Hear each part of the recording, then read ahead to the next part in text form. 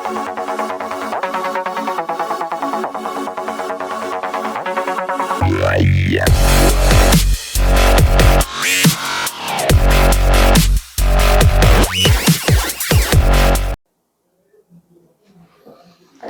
selamat siang dulur Banten.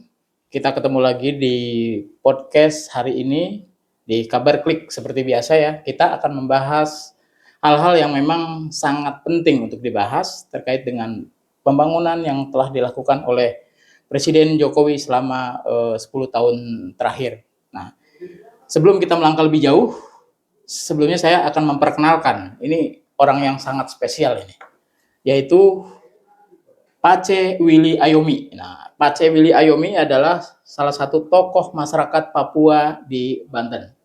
Selamat siang. Selamat siang, Bang. Nah, saya panggilnya Bang apa Pace nih? Pace aja, lebih akrab. Pace aja. Ya. Jadi ini orang yang sangat spesial ya di Banten. Banyak membantu masyarakat Banten juga di bidang olahraga diantaranya. Yang terakhir di Aceh. Iya, kebetulan baru pulang dari PON di Medan, cabur binaraga. Luar biasa ini ya. Nah, oke. Kita langsung saja. Ya, ini kan beberapa bulan ke depan kan memang Pak Jokowi sudah habis masa jabatannya selama 10 tahun atau 2 periode. Bagaimana tanggapan Pak Cewili nih terkait dengan kepemimpinan Pak Jokowi selama 10 tahun terakhir? Ya, ini dari mana dulu kita mulai nih? Dari pembangunan lah yang sudah dilakukan beliau.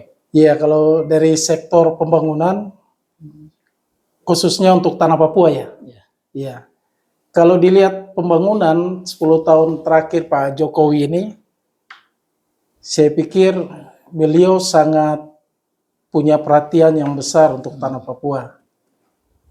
Beliau merupakan salah satu tokoh anak bangsa yang bisa memperhatikan kita anak-anak Papua, memperhatikan kita dalam modal pembangunan, terutamanya infrastrukturnya, terus membangun pendidikan, selain itu membangkitkan semangat ekonomi untuk anak-anak Papua. Kalau untuk Banten sendiri, Abang melihatnya seperti apa? Iya, kalau selama saya kurang lebih hidup di Tanah Banten ini kan hampir 20 tahun. 20 tahun ya? Iya, kurang lebih ya. Jadi ketika saya masuk di Tanah Banten ini, tahun 2006 itu saya lihat kota Banten ini nggak seperti sekarang ini.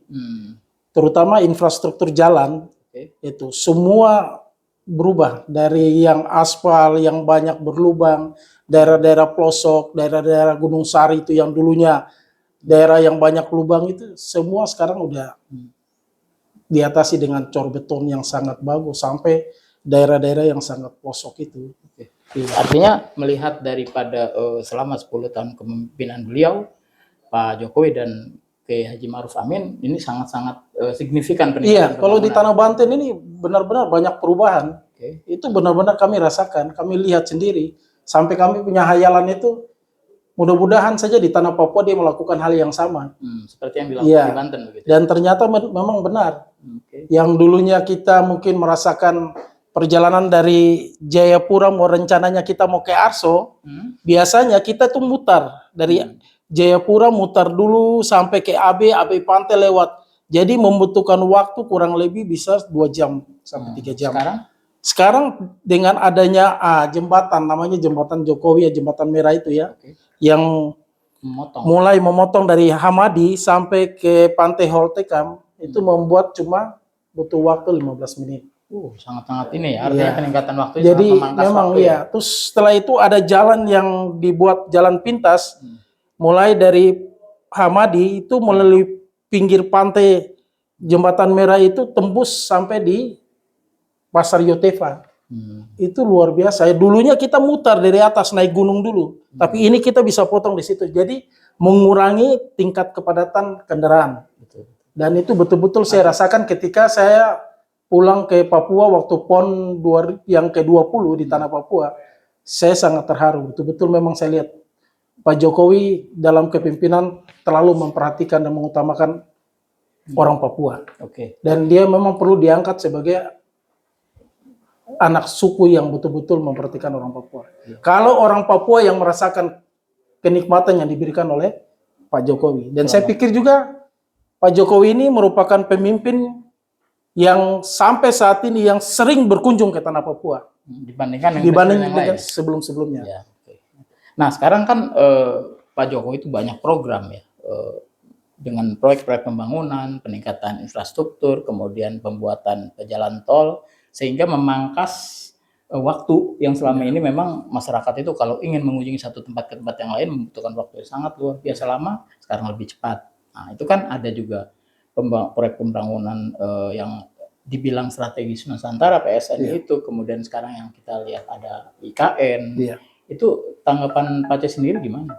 Iya, kalau menurut saya itu, kalau beliau membangun IKN, kalau lihat melirik ke tanah Papua, terus dia membangun IKN dengan tujuan untuk hal yang positif, saya pikir itu hal yang sangat bagus. Walaupun ada sebagian masyarakat yang memandang miring gitu ya. Iya, karena mungkin namanya perencanaan awal itu memang biasanya begitu. Ada pro dan kontra. Iya, betul. Tapi akan dirasakannya generasi berikutnya, mungkin 5 tahun, 10 tahun mendatang, baru mendapatkan, oh iya benar apa yang ditanamkan Pak Jokowi itu. Oke. Artinya keberhasilan apa yang dilakukan saat ini jangan berharap langsung mendapatkan hasil yang maksimal, tetapi juga mungkin 5, 10 atau 15 tahun yang akan datang. Artinya akan dinikmati oleh anak dan cucu kita kan gitu. Betul, betul. Nah, ini kan kemarin pada sekitar 2021 itu kan kita sempat dihantam oleh COVID ya. Yang membuat ekonomi hampir lumpuh. Banyak kegiatan-kegiatan yang disedianya dilakukan di luar rumah, terpaksa harus di rumah, kemudian banyak pekerja kantoran juga yang harus bekerja di rumah. Itu hampir memutus semua kegiatan ekonomi lah. Dan waktu itu Pak Jokowi kan memang sangat cepat melakukan tindakan pencegahan, kemudian melakukan kebijakan-kebijakan yang sangat bermanfaat bagi penanggulangan penyakit COVID itu. Menurut Pak C sendiri gimana waktu itu? Dan saat itu ada di mana itu? Ketika pandemi itu ada. Iya, kebetulan pandemi itu kan saya masih di Serang. Iya.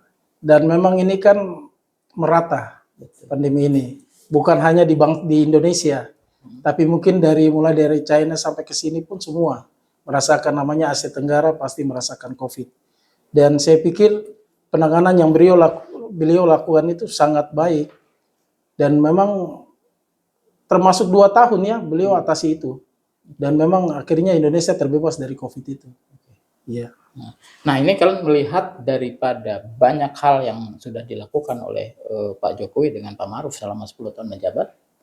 Pak Jokowi sendiri kan 10 tahun, kemudian Pak Ma'ruf. Nah ini ada banyak pembangunan yang dilakukan untuk meningkatkan perekonomian masyarakat. Nah, Pak C sendiri melihat apa yang paling muncul dan paling perubahan yang signifikan yang membuat ada perubahan peningkatan ekonomi di masyarakat atau juga pembangunan lain yang telah dilakukan oleh Pak Jokowi. Ini mau untuk Indonesia? Secara Indonesia, kemudian Papua dan juga Banten. Iya, kalau Indonesia, saya pikir apa yang dilakukan Pak Jokowi ini memberikan kesempatan dunia pendidikan khususnya, itu sangat memberikan kesempatan kepada pemuda-pemuda kita bisa menempuh pendidikan dengan memangkas biaya-biaya kuliah. Beliau juga memberikan kesempatan lapangan kerja yang begitu kuat untuk mahasiswa yang mungkin sudah selesai kuliah, terus memberikan kesempatan kepada orang tua yang kurang mampu dengan memberikan